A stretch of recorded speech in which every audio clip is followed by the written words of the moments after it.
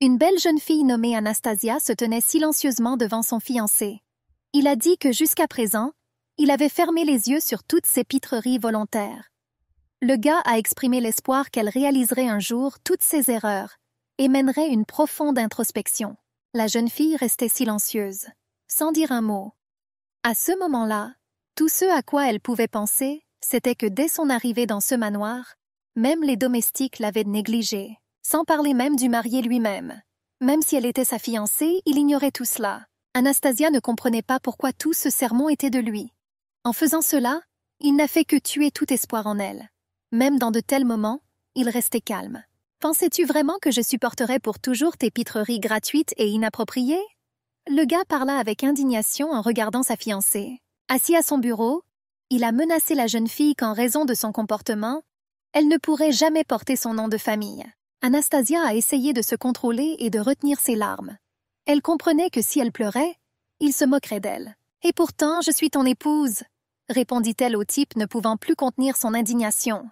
Et elle lui rappela que l'empereur avait personnellement ordonné cela. Avant que la jeune fille n'ait eu le temps de finir de parler, un domestique entra en courant dans la pièce et informa précipitamment le prince de la tragédie qui s'était produite. « Son Excellence l'empereur est mort !» La jeune fille n'arrivait pas à croire ce qu'elle venait d'entendre. Mais son fiancé ne cachait pas sa joie. Il était très clair pour lui que son dernier soutien était finalement tombé dans l'oubli. Après cela, l'hiver était déjà passé et le printemps arrivait très bientôt. Mais le printemps d'Anastasia s'est avéré particulièrement cruel. Le printemps était plus froid que l'hiver lui-même. La vie de l'héroïne était malheureuse. Son père, Jacqueline Everdeen, était un homme très ordinaire, au caractère calme et sans capacités exceptionnelles. Il a perdu dans la lutte pour le pouvoir et a été trahi par son propre homme. Mais comme il était déjà en âge de se marier, il épousa la fille d'un baron de province. Une fille nommée Verita est née dans une famille pauvre et son image ne correspondait en rien à sa belle apparence. Même si le couple parvient à obtenir une viscontivité, les biens dont il dispose restent modestes. Par conséquent, le jeune couple, comme auparavant, était accompagné de pauvreté. Le père de la jeune fille se sentait inférieur au succès de ses frères. Il a donc décidé de mourir lorsque sa fille avait 14 ans. Les proches qui ont assisté à ses funérailles n'ont pas renversé un seul morceau de chewing-gum. Seule sa mère avait le cœur brisé. Et les autres racontaient seulement que c'était sa fille qui avait découvert le corps sans vie de son père. Très vite, on s'est rendu compte qu'il y avait une dette importante. Même si la veuve vendait tous ses biens, cela ne suffirait pas à rembourser la dette. De la noblesse, il ne restait qu'un seul nom. Et 1 an plus tard, incapable de surmonter son ressentiment envers son mari, la mère de la jeune fille est également décédée. Ainsi, transformant sa fille Anastasia de fille de vicomte en orpheline. À cause d'une loi stupide qui interdisait aux nobles de travailler, elle souffrait d'une faim douloureuse pendant de longues journées. Anastasia était assise par terre dans une maison froide et ne se souvenait même pas de la dernière fois qu'elle avait mangé. Elle se sentait très seule et ne comprenait pas pourquoi elle devait traverser tout cela. La jeune fille a beaucoup souffert. La seule pensée dans sa tête était qu'elle ne voulait plus vivre ainsi. Dans le même temps, les souvenirs d'Anastasia, qui a vu la terrible mort de ses parents, l'ont empêchée de prendre une mesure téméraire. Elle ne voulait vraiment pas mourir comme eux. Un jour, une voiture luxueuse s'est arrêtée devant la maison. Anastasia n'avait aucune idée de qui cela pouvait être. Puis elle vit qu'il y avait des signes sur le carrosse et réalisa qu'il s'agissait d'un membre de la famille Everdeen. Puis une magnifique jeune femme descendit de la voiture. C'était l'épouse du comte Everdeen. La comtesse était très heureuse lorsqu'elle vit Anastasia. Elle remarqua immédiatement que la jeune fille avait toute la beauté de sa mère et qu'elle était plutôt jolie. Maigre certes, mais ça fera l'affaire, dit la comtesse avec arrogance et pointa son éventail vers la poitrine de la jeune fille, qui lui fit immédiatement tomber l'éventail des mains. La comtesse lui a demandé de faire attention à ses manières et de ne pas se comporter comme une sauvage. « Anastasia, je vais te marier !» Par une journée claire et ensoleillée, la voiture roulait rapidement sur une route de campagne. Anastasia n'a jamais de sa vie monté dans une calèche avec un rembourrage aussi doux, même lorsque mes parents étaient encore en vie. Après un certain temps, la voiture s'est finalement arrêtée et ils sont descendus près d'un immense domaine. Ce qui a étonné la jeune fille par son luxe. « Tu es arrivée après tout ?» Anastasia a été accueillie cordialement par le frère de son père. Ce n'était pas surprenant, mais Earl Everdeen et son père se ressemblaient comme 2 pois dans une cosse. Il en vint immédiatement au fait. et demanda à la jeune fille de lui dire tout ce qu'elle savait sur les factions politiques entre lesquelles l'Empire était divisé. Il y avait 4 factions dans l'Empire: impériaux, aristocrates, catholiques et princes. En réalité, le catholicisme a décliné il y a 200 ans à cause de la corruption. Par conséquent, seules 3 factions sont restées dominantes. La famille Everdeen, de génération en génération, a adhéré aux vues impérialistes. Le comte expliqua qu'il n'y avait pas lieu de s'inquiéter du catholicisme, l'aristocratie était trop indécise.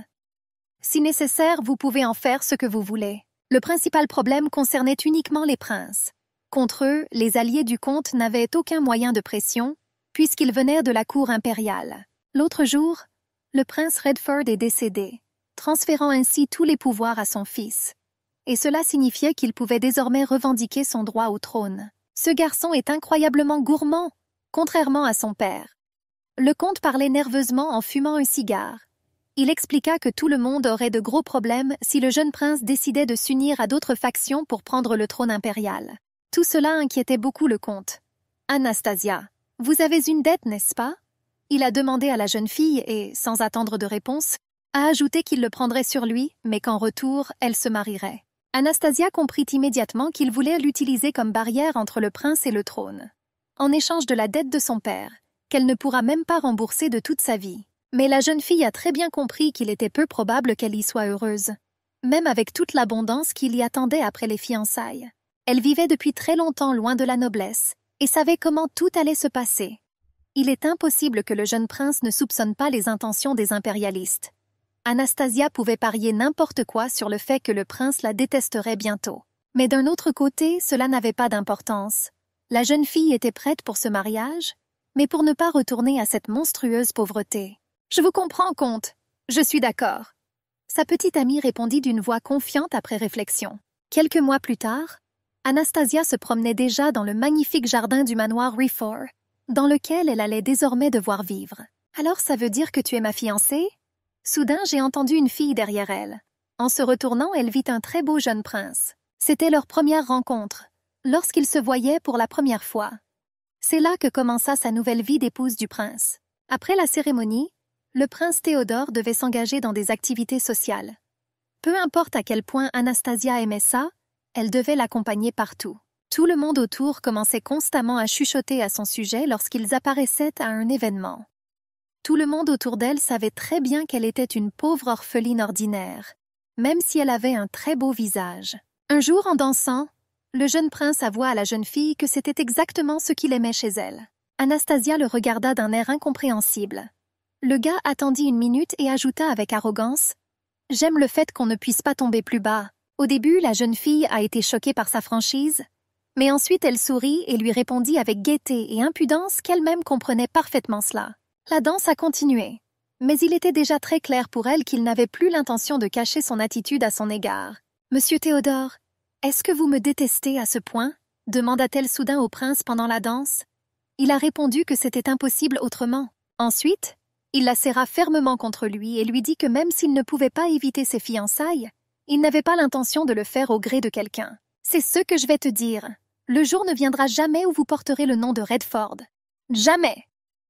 Il a crié avec colère au visage de sa fiancée au milieu de la piste de danse. « Je ne pense pas que ce soit à toi de décider. » Anastasia lui répondit à nouveau avec un sourire aux lèvres, qui n'était pas du tout effrayé par son apparence menaçante. Quelques jours plus tard, une lettre portant le sceau impérial arriva à l'adresse du prince. Cela nécessitait de placer Anastasia dans la résidence princière. Maudits impérialistes! Le jeune prince était furieux qu'il veuille faire de cette relation conjugale non pas une simple formalité, mais une réalité. Peu de temps après, la jeune fille et ses nombreux biens s'installèrent dans la résidence personnelle du jeune prince Théodore. Elle était déjà mentalement préparée au fait que ce ne serait pas facile pour elle dans le manoir du prince. Eh bien, contrairement à toutes ses craintes, il lui était absolument indifférent. Un jour, alors qu'elle se promenait, elle fut approchée par un domestique qui lui donnait les ordres du maître. Il lui a demandé de ne plus sortir à partir d'aujourd'hui. « Êtes-vous en train de suggérer que je m'enferme dans une pièce maintenant ?» La jeune fille était indignée, mais elle ne s'y attendait pas du tout. Pendant tout ce temps, le prince n'a même pas pris la peine de la voir au moins une fois depuis son arrivée. La servante lui recommanda simplement que si elle voulait vraiment sortir, au moins ne pas attirer l'attention du maître. Anastasia ne comprenait pas pourquoi elle devait faire ce qu'il lui disait. Après y avoir réfléchi, elle décida de se retrouver exactement là où il pourrait passer et commença à attendre. « Hé, sortez ça de mon jardin pour que je ne puisse plus jamais le revoir. » Le prince ordonna avec irritation à son serviteur lorsqu'il aperçut son épouse en chemin. La mariée, détestée par son propriétaire, était vouée à la solitude. Avant que je m'en rende compte, Anastasia était déjà détestée par tous les serviteurs de ce manoir. Mais la jeune fille s'en fichait vraiment. Qu'ils disent ce qu'ils veulent. Je m'en fiche. Elle n'avait pas peur de l'aliénation et des regards méprisants. Ce n'était rien comparé au nœud coulant autour de son cou qui l'attendait. D'horribles souvenirs du passé la hantaient encore. Ici, malgré tout, au moins elle n'est pas tourmentée par la faim. Et elle était convaincue qu'elle pourrait supporter le reste, aussi difficile soit-il. En longeant le grand balcon, elle remarqua soudain un prince à la fenêtre, qui la surveillait de près à chaque pas. « Comment te sens-tu, monsieur Théodore ?» lui cria-t-elle d'une voix joyeuse avec un sourire. Et j'ai tout de suite vu qu'au lieu de répondre, il a simplement fermé le rideau et est parti. Le jeune prince se tenait près de la fenêtre, caché derrière le rideau. À ce moment-là, il pensait qu'à chaque fois qu'il la regardait, elle le dégoûtait. Il était particulièrement irrité par ses yeux, dans lesquels il ne pouvait s'empêcher de se souvenir du comte Everdeen. Le gars avait une relation très tendue avec lui, et ils ne s'aimaient pas beaucoup. Donc, tout an se sont écoulés. Un jour, ils apportèrent une lettre pour Madame Anastasia, l'épouse du prince Redford. Il s'agissait d'une invitation à un goûter de la part de la fille du marquis Sorokin, très célèbre dans les milieux politiques. La jeune fille a compris qu'elle n'avait tout simplement pas le droit de refuser. Bien entendu, elle reçoit une petite somme pour maintenir sa dignité, mais il est peu probable que cela soit suffisant. Et si l'on prend en compte l'influence de sa fille, alors le simple fait d'arriver dans une robe adaptée ne suffira clairement pas. Si Anastasia se comporte mal, la haute société la contournera.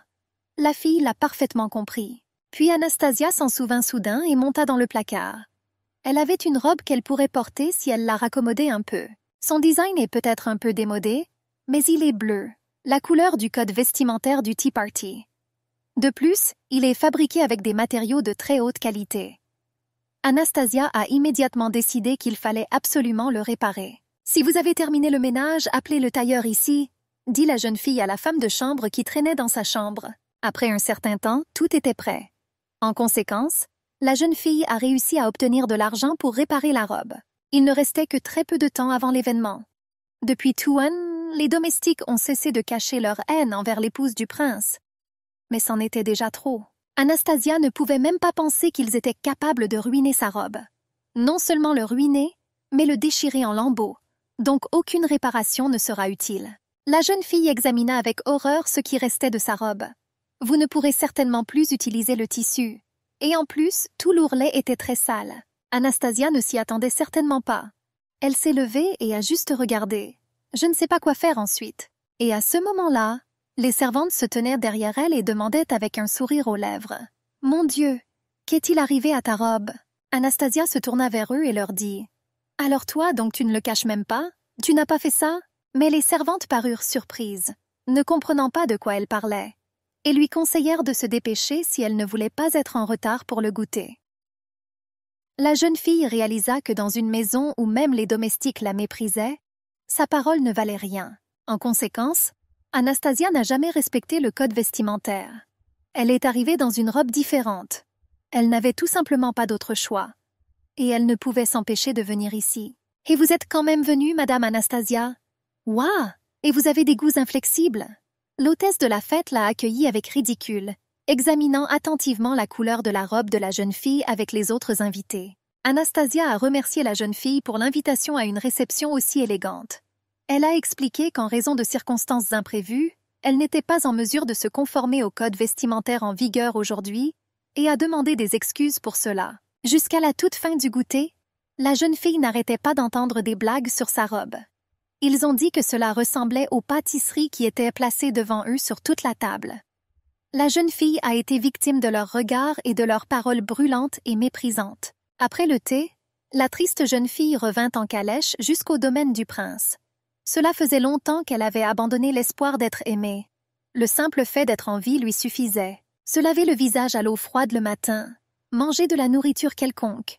Ce qu'on lui a servi ici n'était qu'une bagatelle comparée à sa vie avant de déménager ici. La jeune fille traversa le domaine sombre et pensa qu'elle pourrait supporter tout cela. Le mépris de quelqu'un d'autre n'aurait dû en aucune façon l'affecter. Soudain, elle entendit une conversation entre deux hommes à proximité. L'un d'eux a dit à l'autre que si elle était aristocrate, il achèterait une nuit avec elle. La jeune fille regarda par la porte entr'ouverte. C'étaient des domestiques qui achevaient un travail. Ils en ont discuté très ouvertement et n'ont pas hésité dans leurs expressions. Anastasia se retourna rapidement et courut vers sa chambre. En chemin, elle ne cessait de se répéter que tout allait bien et que ce n'était rien. Elle s'en sortira certainement aussi. Courant finalement dans sa chambre, elle ferma la porte derrière elle et tomba épuisée au sol. La jeune fille se couvrit le visage de ses mains pour s'empêcher de pleurer.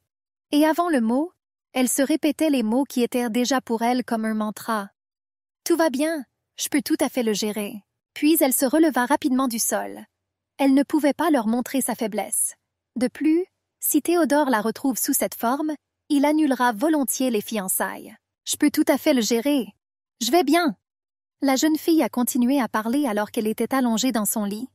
Elle s'est convaincue que comparé à ceux qu'elle avait déjà vécus, ce n'était rien. Le matin, la fille s'est réveillée et ils lui ont apporté à manger. Anastasia regarda le plateau. Ce n'était même pas proche de la nourriture humaine. Elle regarda silencieusement la servante, qui vit son regard vide et demanda d'un ton insolent. « Vous n'êtes pas satisfait de quelque chose ?» Puis elle ajouta sur le même ton avec irritation qu'elle n'allait pas jeter cette nourriture. « Ne soyez pas dépensier, s'il vous plaît. » Anastasia était choquée. Elle ne pouvait pas croire que la bonne voulait réellement qu'elle mange cette soupe puante et moisie. Elle était prête à accepter le fait qu'elle n'était pas traitée comme l'épouse du jeune prince. Mais qu'a-t-elle fait pour mériter un tel traitement? Pourquoi me détestent-ils tous autant? Anastasia réfléchissait à ce moment-là, se souvenant de son fiancé, des viles servantes et du reste des domestiques. Après tout, elle n'était pas là non plus de son plein gré. Tout cela commençait à l'irriter beaucoup. S'ils veulent autant la détester, alors elle leur donnera au moins une vraie raison. Dès que la jeune fille y réfléchit, l'instant d'après, elle lança une assiette de soupe puante directement sur la servante. « Si tu veux vraiment me détester, alors au moins maintenant tu auras quelque chose en retour. » La jeune fille a ensuite dit à la femme de chambre stupéfaite et s'est sentie soulagée. La servante se tenait couverte de soupe puante et réfléchissait. Elle ne comprenait pas ce qui avait pris cette fille impudente. Après tout, jusqu'à hier, elle était probablement très silencieuse. Puis Anastasia ordonna qu'on lui apporte rapidement un nouveau plat. « Je te le demande gentiment pour l'instant. Tu m'écoutes ?» La femme de chambre fut surprise. Elle ne comprenait pas pourquoi la fille avait soudainement décidé de se comporter de cette façon, car personne ici ne la défendrait définitivement.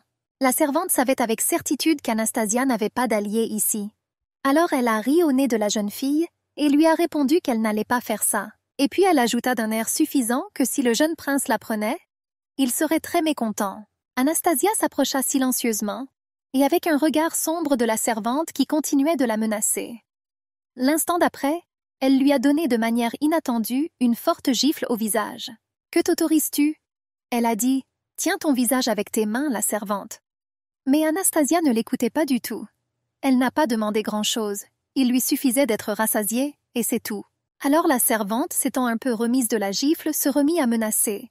Elle a promis qu'elle se plaindrait de tout à ce sujet auprès du prince. Et puis la fille ne s'en remettra pas. Vous resterez assis sans nourriture pendant plusieurs jours. Anastasia l'écoutait en silence. Elle n'a alors plus la force de tout supporter. Et elle l'a giflé encore, puis encore, et encore une fois. La jeune fille ne pouvait plus s'arrêter. La servante effrayée, qui regardait tout ce qui se passait par la porte entr'ouverte, ne savait que faire. Elle avait très peur qu'Anastasia batte son amie à mort. J'ai donc décidé qu'il me fallait informer de toute urgence le propriétaire. Après un certain temps, la servante battue était à genoux devant Anastasia. Tout le sol autour d'elle était taché de sang. « S'il te plaît, excusez-moi !» La jeune fille supplia Anastasia, qui s'assit devant elle et regarda avec mépris son visage brisé. Elle comprit parfaitement qu'avec un tel visage, elle ne serait certainement pas embauchée comme servante de la noblesse. « Disparais déjà! Je veux être seule !» dit Anastasia d'une voix menaçante et elle se leva de sa chaise. À partir de ce simple mouvement, la servante a immédiatement recommencé à se couvrir le visage avec ses mains, craignant d'être à nouveau battue. Anastasia regarda la servante avec mépris et réflexion. Jusqu'à présent, elle a tout enduré. Et il s'avère que tout était si simple. Elle se sentit même un peu drôle en réalisant cela. Maintenant, Elle ne voulait plus se soucier de toutes ses inquiétudes quant au fait qu'elle n'était responsable de rien. Qu'elle aurait enduré tout cela si au moins elle avait été nourrie. Elle ressentit enfin un tel soulagement qu'elle n'avait jamais ressenti auparavant de sa vie. Et cela lui fit sourire, qui n'avait plus souri au monde depuis très longtemps. « Madame, le prince veut te voir. » Soudain, elle entendit la voix de la servante derrière elle. Après un certain temps, Anastasia s'est nettoyée et s'est dirigée vers son fiancé. C'était drôle pour elle de réaliser que tout récemment, il ne voulait même pas qu'elle croise son regard. « Êtes-vous fou ?» Le jeune prince l'attaqua en hurlant dès qu'elle franchit le seuil. Anastasia a gardé son sang-froid et a répondu qu'il posait des questions très étranges. Elle ne comprenait pas comment il était possible de conserver sa santé mentale dans cet endroit. « Veuillez choisir des expressions. Je ne vois pas le moindre remords chez toi. » Le gars a continué à crier. Il lui expliqua alors que la servante qu'elle battait travaillait ici depuis très longtemps. Et maintenant, qu'elle n'espère même pas qu'elle s'en tirera avec ce qu'elle lui a fait. « Connaissez votre place. » Mais la jeune fille lui répondit en souriant que c'était la bonne qui ne connaissait pas bien sa place. Et elle est vraiment désolée qu'il ait autant gâté son serviteur. Elle a ensuite ajouté que si ses normes en matière de domestique étaient si basses, alors peut-être que l'entreprise de Redford elle-même était en déclin. Le prince lui a rappelé qu'elle était elle-même née dans une famille indescriptible. Mais en même temps, elle a osé insulter sa famille. Il était très indigné. Mais Anastasia a répondu qu'il ne partageait pas son admiration pour leur famille. De plus, lorsque le chef de cette famille permet même aux serviteurs d'humilier son épouse. Et tout cela n'arrive que parce qu'il croit qu'elle n'est là que pour interférer avec ses plans. Vous est-il déjà venu à l'esprit que vous étiez exactement ce genre de personne? Soudain, la jeune fille a demandé et à sa réaction nerveuse, elle a immédiatement réalisé qu'elle avait touché son point faible. Vous n'avez pas l'air de comprendre. Je dis que tu n'es rien sans ton nom. Soudain, elle dit à son fiancé, qui à ce moment-là était tout simplement prêt à la mettre en pièces. Après un long silence, il répondit méchamment qu'elle pouvait remercier le destin si ses parents se pendaient. Sinon, il les aurait personnellement tués après ces paroles. Puis, avec un sourire sur son visage, il a admis que c'était douloureux pour lui de s'en rendre compte, mais maintenant il ne pouvait pas les tuer de ses propres mains. La jeune fille resta silencieuse et regarda ses yeux sans vergogne. Elle refusait de croire ce qu'elle venait d'entendre de lui. C'était dégoûtant. Oui, son père est mort, l'abandonnant. La mère a fait exactement la même chose, et c'était très irresponsable de leur part. Anastasia l'a parfaitement compris, mais cela ne veut pas du tout dire qu'elle n'a pas de bons souvenirs de son enfance. Oui, c'était il y a très longtemps, mais elle avait toujours quelque chose à retenir. Même s'il la détestait, il y avait des choses qu'on ne pouvait pas dire. Sans y réfléchir à deux fois, Anastasia s'est approchée du jeune prince et l'a frappé durement. Il ne s'attendait certainement pas à cela. « Je te déteste !» La fille a crié en battant le gars qui était tellement choqué qu'il n'a même pas résisté. Après cela, la jeune fille courut rapidement vers sa chambre. Elle était dégoûtée de se souvenir de cette conversation et de son fiancé. C'était très bas de sa part de lui dire de telles choses. Anastasia comprit qu'il profitait simplement de son impuissance pour exprimer sa colère. Il ne se permettrait jamais de faire ça avec d'autres personnes. À partir de ce jour, la vie de la jeune fille est devenue beaucoup plus simple. Ils ont commencé à la nourrir radicalement mieux. De plus, son entourage a commencé à la traiter avec prudence. Maintenant, la jeune fille ne comprenait pas pourquoi elle avait encore enduré autant d'humiliations de la part de son entourage. Mais elle ne regrettait qu'une chose, qu'elle devait voir son visage très souvent. « Que fais-tu » Le prince a crié à son épouse qui se tenait avec un chandelier ensanglanté dans les mains et une servante à moitié morte gisait sur le sol. « Je demande, qu'est-ce que tu fais ?» Le type effrayé répéta sa question. Mais au lieu de répondre, la jeune fille pointa ses doigts dans l'autre sens et lui demanda de regarder la fleur qui se trouvait là. Anastasia a dit que le nom de cette fleur dans le langage des fleurs symbolise une femme exécutée, belle mais très cruelle. La servante arrogante m'a insultée, pour lequel elle a reçu la punition appropriée. Avec des yeux fous pleins de rage, la jeune fille lui expliqua « Peu importe la douleur qu'il se cause, rien ne changera. » Bien qu'ils se tenaient à ses côtés sur la même scène, ils se tenaient dos à dos. Et le temps s'écoulait insensé devant eux. Le temps a passé comme d'habitude, mais rien n'a changé. Lorsqu'Anastasia frappa à nouveau la servante pour la moindre offense, le prince Théodore vint immédiatement. « Mon Dieu, pouvez-vous au moins passer une journée tranquillement ?» Avant de pouvoir entrer, il commença immédiatement à être sarcastique envers Anastasia. La fille lui répondait toujours avec un sourire et trouvait une excuse à ses actes. Ce n'était pas de sa faute si les domestiques ne savaient pas comment traiter correctement la maîtresse. Par conséquent, en tant que maîtresse, elle considérait qu'il était de sa responsabilité de lui donner une leçon. Créature arrogante. Comme d'habitude, le jeune prince répondit à son épouse. Ils ont toujours eu des ennuis pour une raison quelconque, mais la jeune fille n'a jamais prêté attention à ses paroles. Elle savait déjà à l'avance ce qu'il dirait exactement. Aucun d'eux ne voulait voir l'autre. En même temps, ils ne se quittèrent pas des yeux. Mais cela ne voulait pas du tout dire que c'était de l'amour ou quelque chose comme ça. Le temps a passé et Anastasia a rencontré son 20e hiver. La jeune fille s'assit à table et regarda le grand nombre de lettres d'invitation à des réceptions. Elle ne comprenait pas pourquoi les nobles aimaient tant tous ces événements. Elle ne voulait vraiment pas y aller. Du fait qu'elle était l'épouse du prince, toutes les invitations lui parvenaient. Anastasia savait que si elle y allait, elle serait traitée comme une extraterrestre. Et sinon, ils commenceront à bavarder parce qu'elle n'est pas venue. La jeune fille savait très bien que personne ne l'aimait. Dans de tels moments, elle se sentait comme une poupée abandonnée de tous et voulait tuer tout le monde. Il y avait de nombreux invités à l'événement. La musique jouait partout.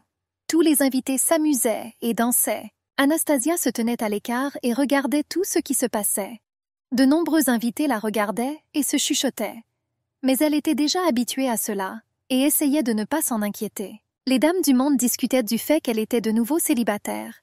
En riant, ils pensèrent que le prince Théodore n'avait rien à voir avec elle, même si elle était très jolie. En fin de compte, Anastasia était très fatiguée d'entendre tous ces chuchotements dans son dos et de se jeter des regards méprisants. En regardant autour d'elle, elle aperçut soudain son fiancé, qui discutait agréablement avec les invités. À ce moment, le début d'une nouvelle série de danses fut annoncé. Bien qu'il ait vu sa fiancée, mais avec toute son apparence, il a montré qu'il n'allait même pas danser avec elle. En fait, cela n'a pas surpris Anastasia. Tout était comme elle l'avait prévu. De plus, sa jambe lui faisait mal, donc elle n'était pas très contrariée. Puis la jeune fille entendit une conversation entre deux jeunes hommes qui se tenaient à proximité. L'un d'eux l'aimait beaucoup et était prêt à venir lui demander de danser. Mais au dernier moment, son ami l'a arrêté et l'a prévenu qu'il aurait de gros problèmes s'il faisait cela. Ensuite, le gars a proposé de montrer à son ami un nouveau pub, où il pourrait rencontrer des beautés encore plus belles. Anastasia n'avait plus la force de supporter tout cela. Elle s'est rapidement retournée et a commencé à presque s'enfuir d'ici. Elle a finalement réussi à s'en sortir. Elle sortit sur un immense balcon, où régnait le silence et où il n'y avait personne parmi tous ces gens arrogants. La jeune fille regarda le ciel étoilé et réfléchit. Elle se sentait très seule à ce moment, à tel point qu'elle avait même envie de pleurer. « Dame, il vous est arrivé quelque chose ?» Soudain, elle entendit une question derrière elle, et se retournant rapidement, la jeune fille vit devant elle un très bel inconnu. Anastasia le regarda avec méfiance. Elle n'avait jamais vu cet homme auparavant et ne savait pas qui il était. « N'ayez pas peur, s'il vous plaît, » lui dit-il d'une voix douce. Pour une raison quelconque, Anastasia a immédiatement ressenti confiance en lui. En tout cas, il ne semblait pas qu'il soit venu ici pour se moquer d'elle. Personne ne lui a jamais parlé. Elle ne savait même pas pourquoi il l'avait approchée. Qu'est-ce que c'est? Un miracle? Ou la compassion de Dieu? Elle s'est posé des questions. Quoi qu'il en soit, Anastasia n'allait pas manquer cette opportunité. Après pas mal de temps, ils étaient déjà assis l'un à côté de l'autre et avaient une conversation agréable sur rien. La jeune fille oublia tous ses chagrins et ne se rappela plus à quel point elle avait été bouleversée récemment. Anastasia aimait vraiment lui parler. Il n'y avait aucune arrogance de sa part. Il n'y avait aucune flatterie. Son expression était calme et presque inchangée. Ils restèrent longtemps assis sur le balcon, à se parler. À ce moment-là, la jeune fille voulait vraiment que ce moment dure pour toujours. Elle ne comprenait même pas pourquoi elle voulait ça. Peut-être parce que c'était la première fois qu'elle parlait à quelqu'un depuis longtemps, mais ensuite, en le regardant attentivement, elle comprit encore. Il ne la détestait pas. Ses yeux sont honnêtes et dénués de tout préjugé. Au moment où la jeune fille pensait qu'elle aimerait rester un peu plus longtemps avec lui, la dernière mélodie retentit. Cela signifiait qu'une fois terminé, l'événement prendrait fin. Anastasia est devenue très triste en réalisant cela. Mais soudain, le gars se leva rapidement et lui tendit la main. « Ça te dérangerait de danser avec moi ?» L'inconnu a demandé à la jeune fille qui ne s'y attendait pas du tout. Pendant un moment, par surprise et surprise, elle ne sut même pas quoi lui répondre. Plaçant sa main dans la sienne, elle se souvint soudain qu'elle ne connaissait même pas son nom et lui posa des questions. « Je m'appelle Sergei Milbach. Le jeune homme répondit en souriant et la conduisit lentement vers la salle de danse, où retentit une mélodie d'adieu. Le gars avec Anastasia s'est dirigé vers le centre de la salle. À ce moment, le jeune prince Théodore les aperçut. Il fut très surpris de voir son épouse en compagnie d'un autre homme. L'instant d'après, le couple se mit à danser. La fille n'arrêtait pas de l'appeler par son nom. « Sergueï, Sergueï, Sergueï !» Elle répétait encore et encore. « On dirait que j'ai vraiment aimé ton prénom !» Anastasia a admis avoir souri en regardant ses yeux sans fond. « Et tu as un sourire incroyablement beau !» Le gars a répondu, à son tour. Alors ils dansèrent en échangeant des compliments. Et à ce moment-là, le jeune prince ne les quittait pas des yeux. Il se tenait à proximité et les regardait attentivement danser et parler gentiment, se souriant. Anastasia dansait terriblement et le savait très bien. Elle s'excusait auprès du gars à chaque fois qu'elle se levait, mais le gars répondait à chaque fois qu'il ne l'avait pas remarqué. Et même si c'était le cas, cela ne lui ferait pas de mal du tout. Anastasia, souriante, le regarda avec une rougeur embarrassée. Jusqu'à présent, elle n'avait absolument aucune idée de ce qu'il se cachait derrière ce visage. Mais maintenant, tout à coup, je comprends. Elle ne pouvait pas croire qu'elle découvrirait enfin ce que ça fait de tomber amoureux. Plusieurs semaines se sont écoulées depuis leur rencontre. Elle détestait beaucoup tous ces points. Les filles, comme auparavant, devaient les rejoindre avec leur fiancé, le prince Théodore. Eh bien, tout a changé immédiatement si elle y a vu Sergueï. Un sourire apparut immédiatement sur son visage, et tout autour d'elle commença à être plein de couleurs colorées. La jeune fille, ne faites pas attention à son fiancé, a immédiatement couru vers Sergueï avec un sourire radieux sur le visage. Elle ne se souciait pas du tout de ce à quoi pensait le marié à ce moment-là. « Ça te dérangerait de discuter en terrasse aujourd'hui ?» Elle lui demandait généralement sur un ton officiel. Et, bien sûr, il acceptait.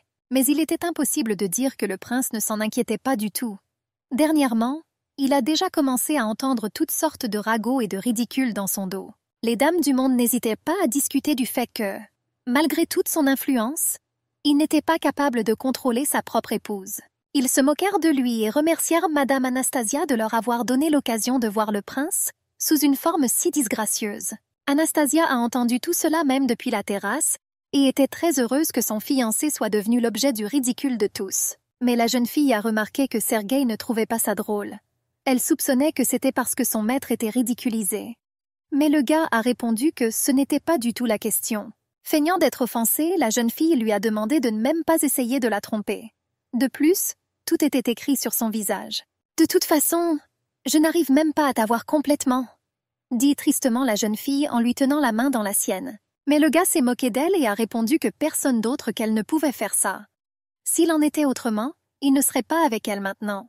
Anastasia ressentait un amour si doux qu'elle voulait la serrer plus fort et ne jamais la lâcher. La jeune fille se promenait nerveusement dans sa chambre. Elle voulait vraiment inviter Sergueï à un rendez-vous, mais elle craignait que cela paraisse très étrange. Et en même temps, elle ne parvenait en aucun cas à se calmer. La fille voulait le voir tous les jours. Soudain, à une heure si tardive, une femme de chambre entra dans la pièce et dit à la dame qu'elle avait reçu une lettre du comte d'Everdeen. Dans la lettre, le comte s'indignait que des rumeurs aient récemment commencé à circuler à son sujet, et il exigeait qu'elle vienne le voir le plus tôt possible pour lui parler. Anastasia était très en colère. Jusqu'à présent, il ne se souciait pas du tout d'elle, et maintenant il exigeait de lui apparaître immédiatement. De plus, le comte a tout fait pour cacher toute trace de lien avec elle. Mais Anastasia, bien sûr, suivit docilement les instructions du comte. Elle était sûre que la conversation porterait sur Sergueï. Elle n'est pas venue ici depuis de nombreuses années. Mais ce sentiment qu'elle avait ressenti à son arrivée ici n'a pas disparu. Elle n'aimait toujours pas beaucoup cet endroit. En marchant derrière la servante, Anastasia ne pensait à ce moment-là qu'à une chose.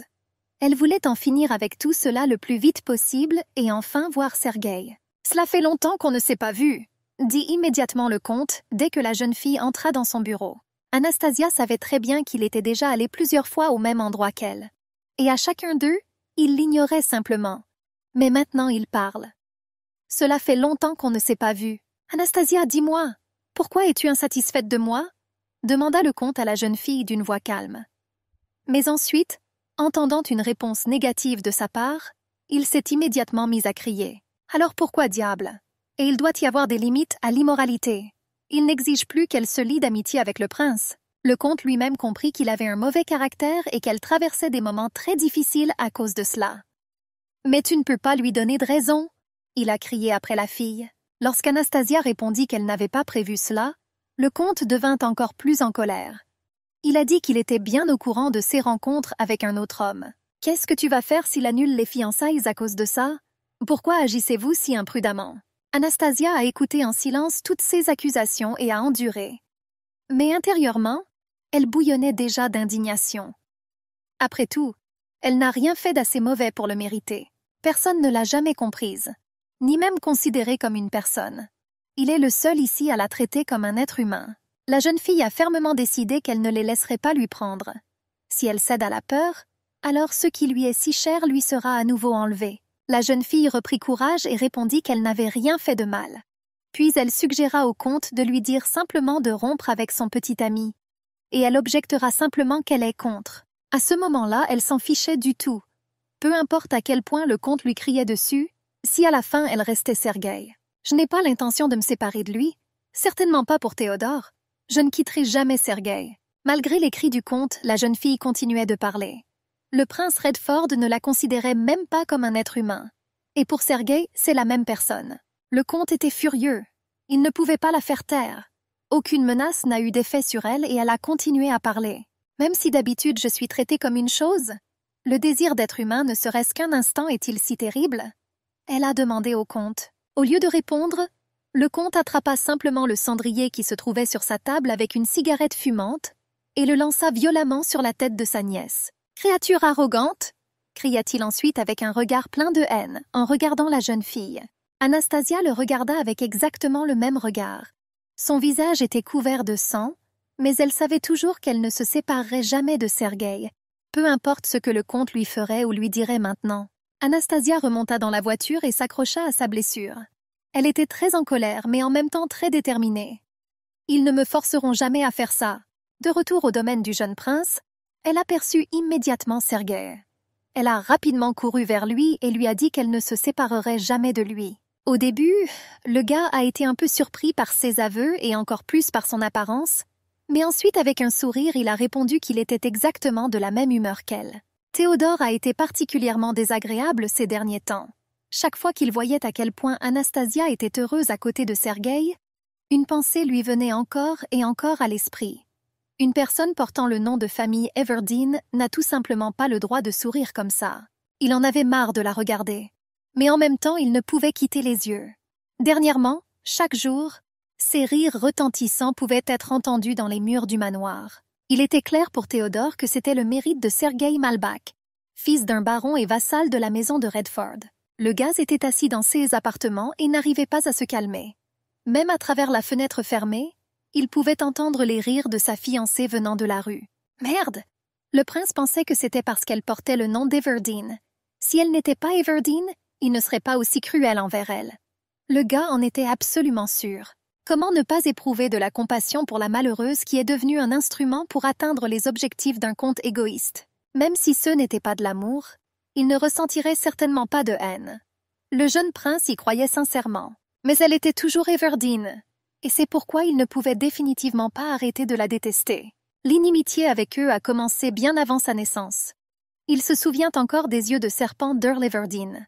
Chaque fois qu'il voyait ses yeux sinistres, cela semblait le bouleverser. Pour le prince, il s'agissait d'une famille de chiens impériaux qui exécutaient chacune de ses volontés pour son propre compte. Théodore se souvint que, quelques jours après l'empoisonnement de son maître, le comte se tenait devant lui. Cet homme souriait sans vergogne comme si de rien n'était. L'empereur voulait juste que le professeur de ce type meure. Bien entendu, le coupable n'a jamais été trouvé. Et le gars n'avait aucun doute sur le fait que la mort de son père était aussi de sa faute. C'est pourquoi il avait une telle haine pour la famille Everdeen. Ils ont emmené son professeur. Ils ont emmené son père. Et cette fille en faisait partie. Il ne pouvait donc pas se comporter différemment avec elle. Il la regarda, mais il vit en elle un sens. Et j'ai vu l'empereur. Et cela suffisait pour qu'il la haïsse avec eux. Mais chaque fois que Théodore voyait le sourire innocent sur le visage d'Anastasia, son cœur tremblait involontairement. Mais il considérait cette sensation comme un simple inconfort. Théodore ne voulait pas penser à la raison des changements qui s'opéraient en lui et accusait Anastasia de tout. Selon lui, elle n'avait pas droit au bonheur. Finalement, il a décidé d'éliminer la source de cet inconfort, quel qu'en soit le prix. Le gars était absolument sûr qu'il n'avait tout simplement pas d'autre choix. La dernière réception de l'année a eu lieu au palais impérial. Et bien sûr, le jeune prince et son épouse y étaient invités. Dès qu'ils sont entrés à l'intérieur, la jeune fille a immédiatement commencé à chercher Sergueï des yeux et, bien sûr, son fiancé l'a remarqué. Soudain, la jeune fille vit dans la foule exactement qui elle cherchait. Sans hésitation, elle voulut immédiatement quitter le prince et aller vers lui. Mais soudain, Anastasia sentit qu'il lui tenait fermement la main. C'était très inattendu, alors elle n'a même pas résisté. Puis le prince, essayant de ne pas attirer l'attention des invités environnants, conduisit rapidement son épouse sur la terrasse. « Que fais-tu » La jeune fille finit par s'indigner. À ce moment-là, le gars a regardé et a été surpris que cela la choque autant. Jusqu'à présent, même les relations froides de la résidence ne l'avaient pas autant irritée. Et maintenant, parce qu'il avait gêné leur rencontre, elle était immédiatement devenue furieuse. « Peut-être qu'il est temps pour vous de vous souvenir de votre situation ?» Le gars lui a demandé et, sans attendre de réponse, a ajouté qu'il ne se laisserait plus vautrer dans la boue. Et il lui a recommandé de vivre de manière à ce que les autres ne la remarquent pas. Jusqu'à présent, Théodore avait répété à plusieurs reprises à Anastasia ce qu'il n'aurait pas dû dire. Et cette fois ne faisait pas exception. « Tu flirtes avec les hommes comme une sale serveuse. Je déteste regarder. » Peut-être que grâce à ces mots, il voulait voir la douleur sur son visage. Eh bien, il n'a pas pris en compte toute la tragédie de sa vie, qui la rendait insensible à de telles bagatelles. Ainsi que combien Sergueï lui est devenu cher pendant cette période. Anastasia lui arracha la main et lui dit que la chute de sa réputation lui faisait vraiment plaisir. Et voir comment il perd la seule chose qu'il possède. Son nom. Ils la font juste sourire. « Au fait, pourquoi devrais-je vivre en regardant l'expression de ton visage ? J'ai abandonné ce genre de vie il y a longtemps, » dit la jeune fille à son fiancé d'un ton arrogant. Puis, d'un mouvement brusque, elle libéra sa main et lui rappela que ce sont les obstacles qui renforcent le véritable amour. Le jeune prince était furieux. Il serrait fort les poings et essayait de se contrôler. Mais les paroles de la mariée ont quand même fait leur effet. Et il a commencé à crier que tout cela n'avait aucun sens.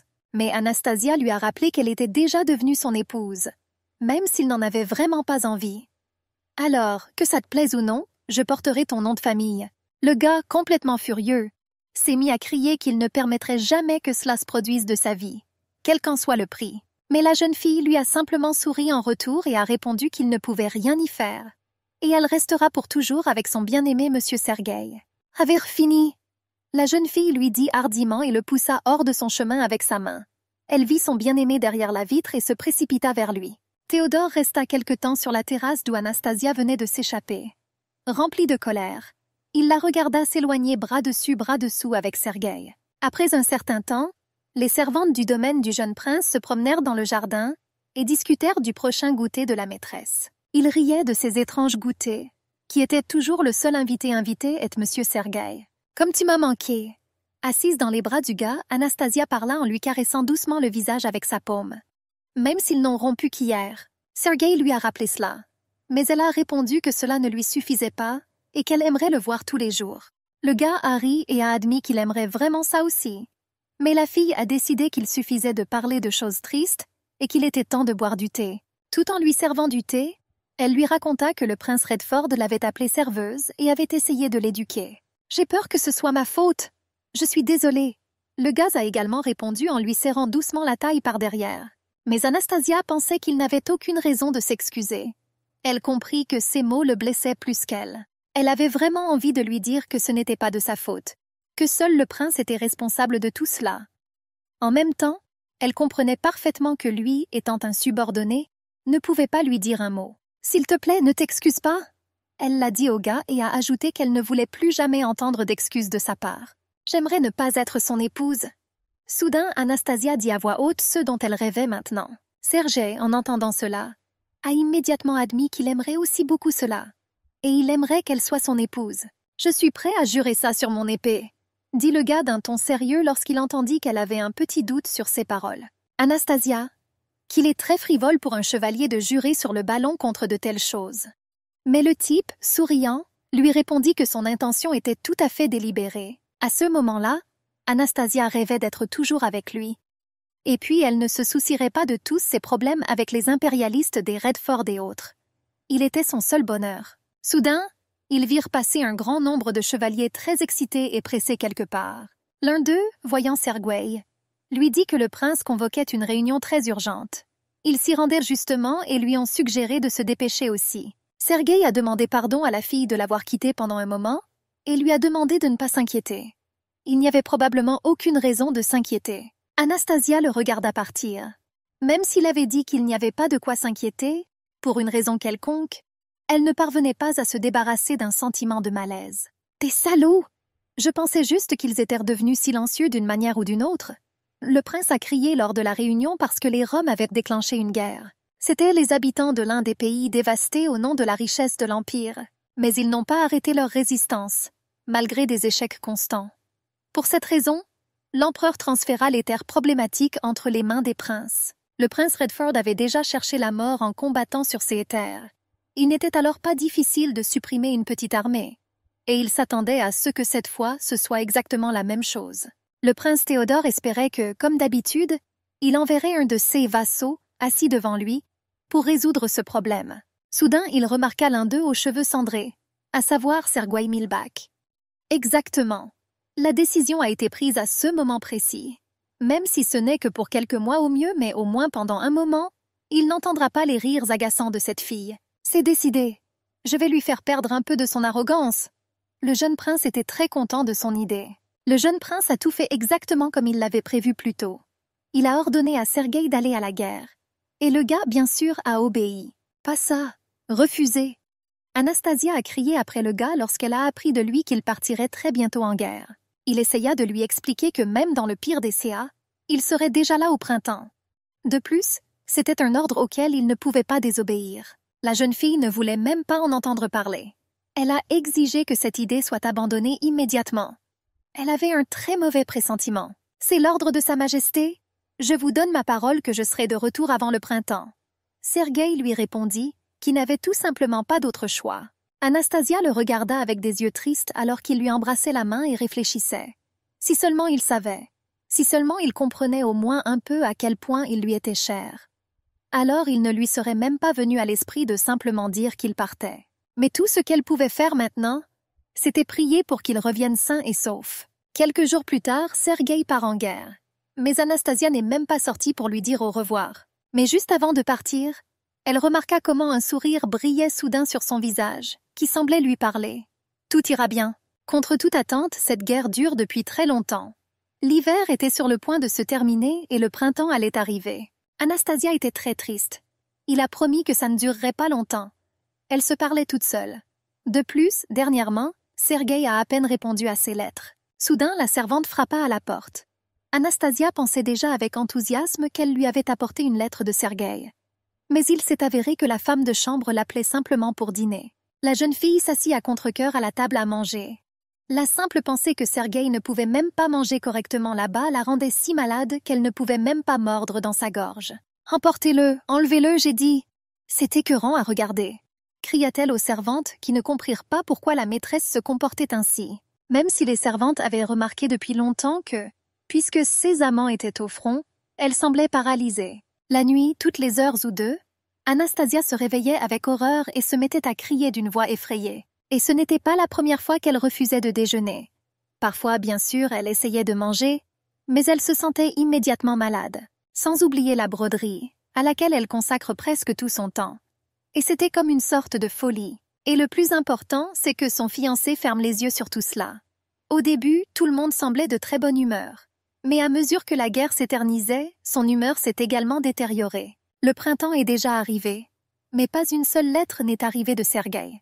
Un jour, on frappa à la porte. « Enfin !» pensa la jeune fille joyeuse, pensant qu'elle avait enfin reçu une lettre tant attendue de sa bien-aimée. Mais soudain, elle aperçut son fiancé à la porte. Comme toujours, la jeune fille ne voulait pas le voir, encore moins lui parler. « Il semble que M. Sergueï soit mort. » Soudain, dès le seuil de la porte, il dit à la jeune fille. Théodore se tenait devant elle et continuait à lui dire quelque chose. Eh bien, Anastasia n'a rien entendu. Ses paroles semblèrent venir de quelque part très loin. « Ne mens pas, je ne veux pas écouter. » La mariée lui répondit et se boucha même les oreilles avec ses mains pour ne plus l'entendre. Le gars s'est précipité vers elle pour essayer de la calmer. Eh bien, la fille s'est détachée de ses bras et lui a crié de se taire. Je ne veux rien entendre. Partir. Ses yeux sont devenus vitreux.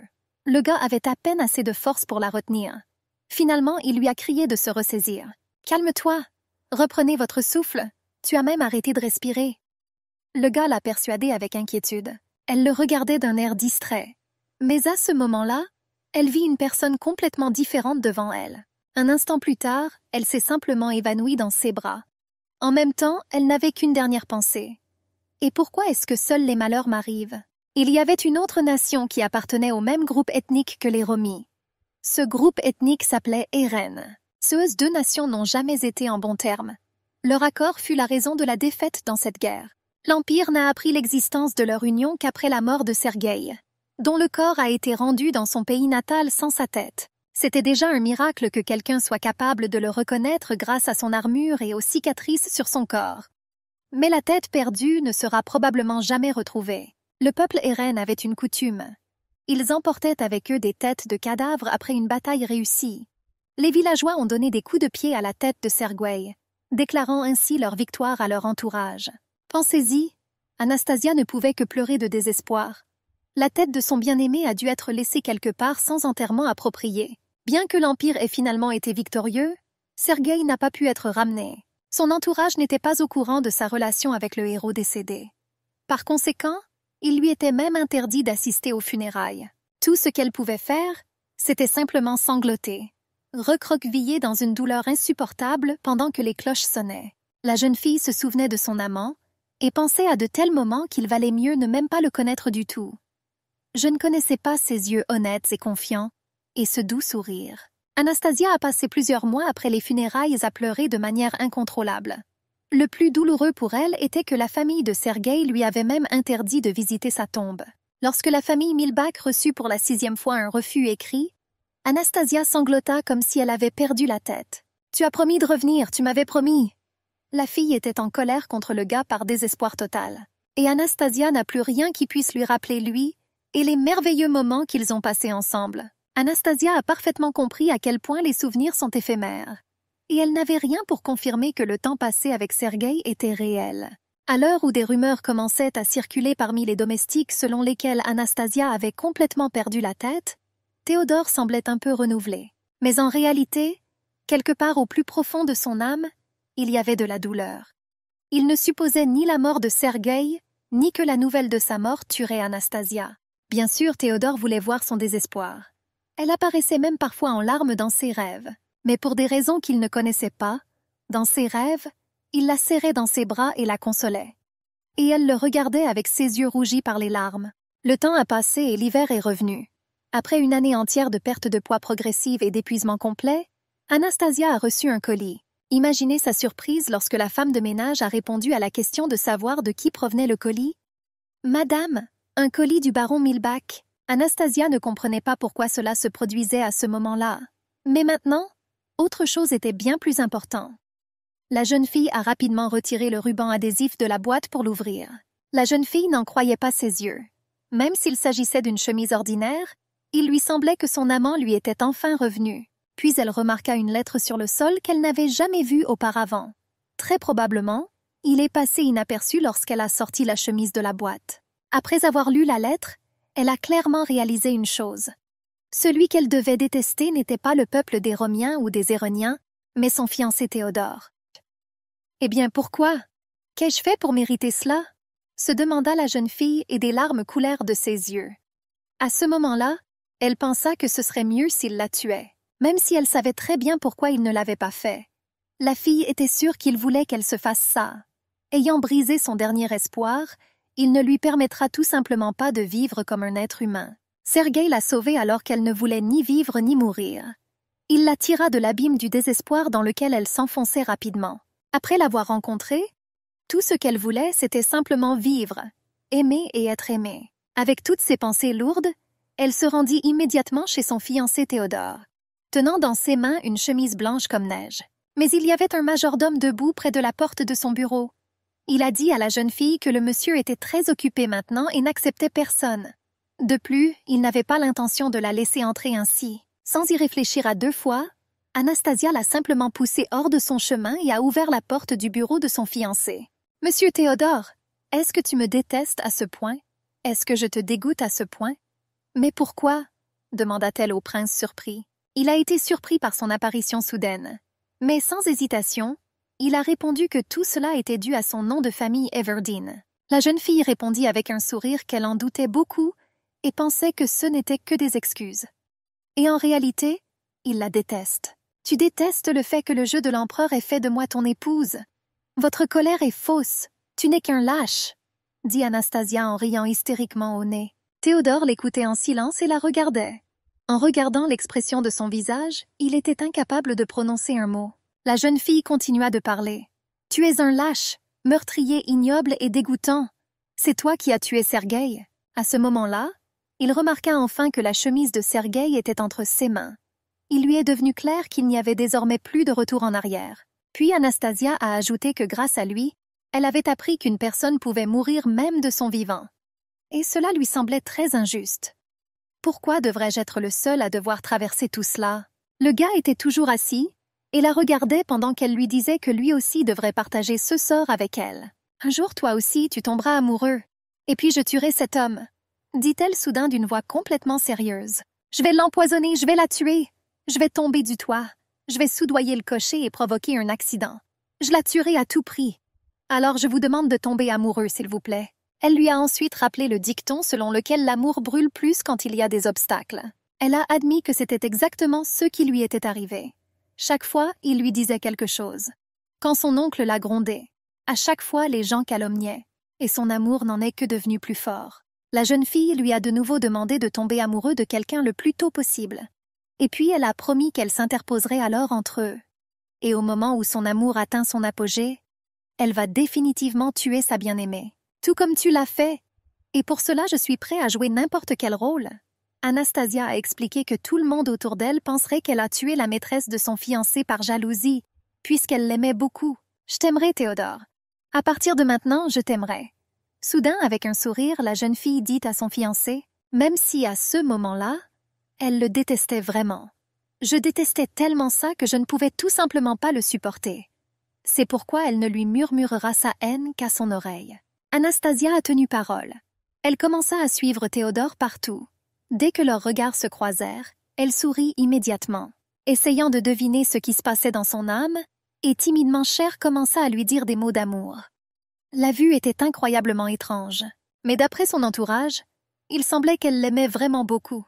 Elle s'est comportée comme si Sergueï n'avait jamais existé. Tous les domestiques du domaine furent très surpris du changement de son comportement. Ils pensaient qu'elle avait complètement perdu la tête. Chaque fois que le gars entendait cela, il grondait immédiatement les servantes. C'est vrai. Alors il était très en colère contre lui-même pour cela. Il aurait pu simplement l'ignorer. De toute façon, cela n'a aucun sens. Il laissa même les Roms tranquilles, puisqu'ils pouvaient être utiles. Le gars pensait qu'il lui serait très utile.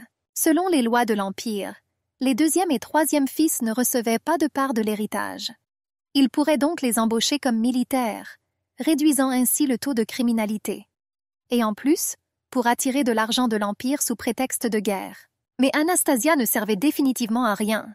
Outre son incompétence, elle le détestait aussi. « Oh, ça suffit! Je ne devrais pas penser à elle maintenant. » Théodore a essayé de vendre des idées sur son épouse tout en vaquant à ses affaires. Un nouvel hiver approchait déjà et il fallait surveiller l'humeur du public. En outre, la distribution des paiements et de la nourriture exigeait également son attention. Le gars est allé dans sa chambre tard dans la nuit. Il se sentait vraiment très fatigué par toutes ses affaires et ses soucis. « Monsieur Théodore, vous veillez encore tard, » dit soudain Anastasia en quittant sa chambre. La jeune fille lui caressa doucement la joue et dit qu'il avait l'air en très mauvaise santé. Le gars a demandé avec surprise pourquoi elle était dans sa chambre. Il était déjà habitué à ses idées, mais c'était la première fois. La jeune fille, souriante comme si de rien n'était, lui prit le bras et lui rappela qu'elle était toujours son épouse. Et elle est désagréable qu'il l'ait oubliée.